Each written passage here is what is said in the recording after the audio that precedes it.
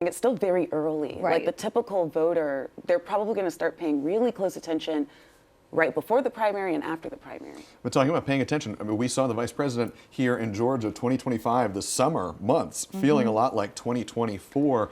Tia, this has not always been the vibe of Georgia politics, has it? Where we see these national figures here so often? So early. No, I mean, Georgia. No, that was a flat no. Yeah, no, I mean, and I would say, 2018 changed a lot when Stacey Abrams got really close. Even though she didn't win, she got really close, and it put Georgia on the map as a state that is winnable. And then, of course, in 2020, when Ossoff and Warnock and Biden all carried Georgia, that became a game changer. And yes, Republicans have a lot.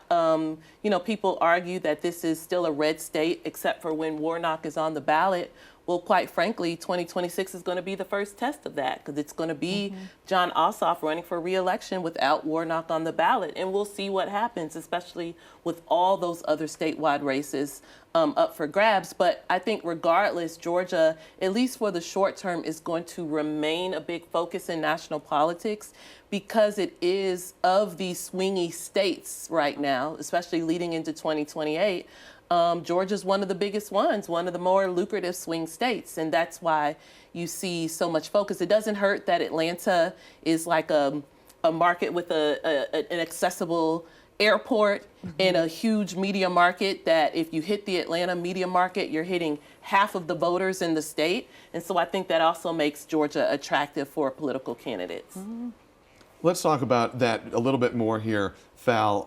We talk about such a closely divided state politically here. Does that make our voters have choices between better candidates, more battle-tested candidates by the time they actually do get to pull the lever, so to speak? Yeah, I would agree, yes, because, I mean, you have people now who have stepped up, and we actually saw this happening after President Trump's first term. More people kind of started stepping up to the plate to run on the state level.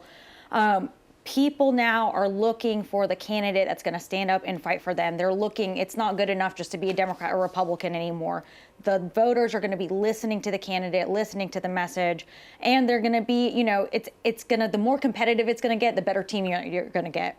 And I feel like we saw that play out in 2024. Stephen, I want to ask you, because you were in the room there as the vice president was here in Atlanta.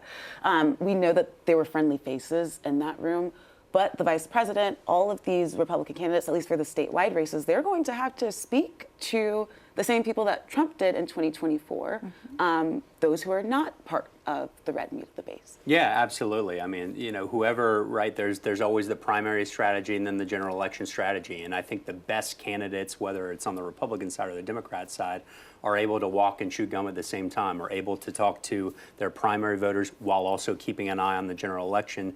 To Tia's point, Raphael Warnock is a perfect example of that.